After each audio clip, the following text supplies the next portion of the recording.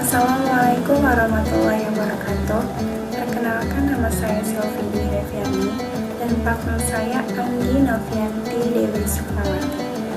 Baik, di tugas kali ini saya akan membawakan tema yang berjudul sumber hukum Islam. Pertama, saya akan menjelaskan apa itu hukum.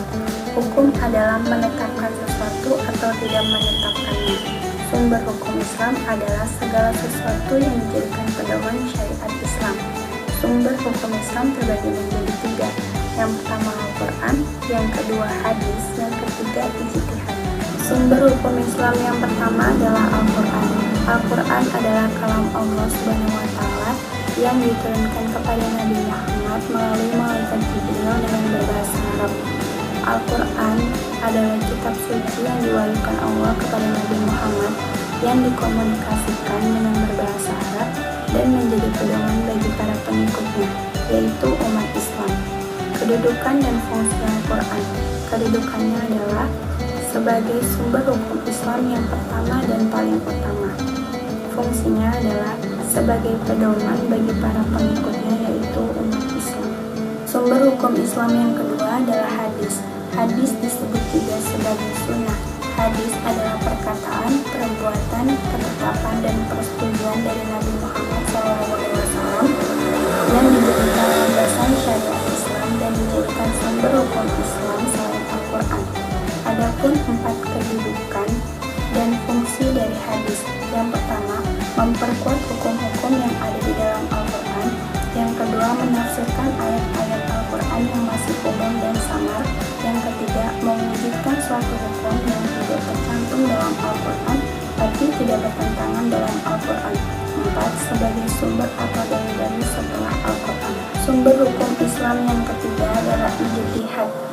Ijtihad adalah mengarahkan tenaga dan pikiran untuk menyelidiki dan mengeluarkan hukum-hukum yang terkandung dalam Al-Quran dan hadis dengan syarat-syarat tertentu.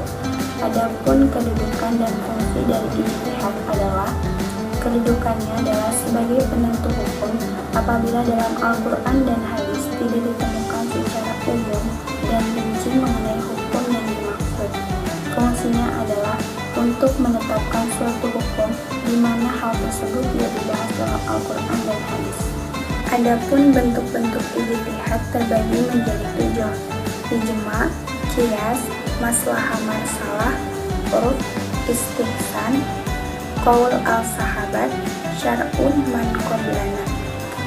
Ijma, kesepakatan para ahli yang berkompeten mengurus umat Nabi Muhammad pada suatu masa atas hukum suatu kasus. Qiyas adalah menetapkan hukum atau meniadakan hukum dari keduanya. Maslahah, memelihara tujuan sara dan meraih manfaat atau menghindari kemudaratan.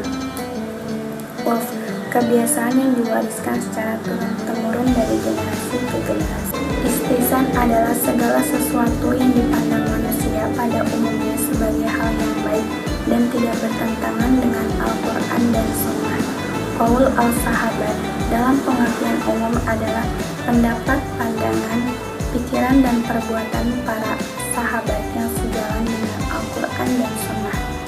Syar'un man qablana, ajaran yang terdapat di dalam yang diturunkan Tuhan sebelum Islam yang terdapat dalam kitab Zabur, Taurat, Injil yang masih asli. Baik, sekian video tugas dari kami. Wassalamualaikum warahmatullahi wabarakatuh.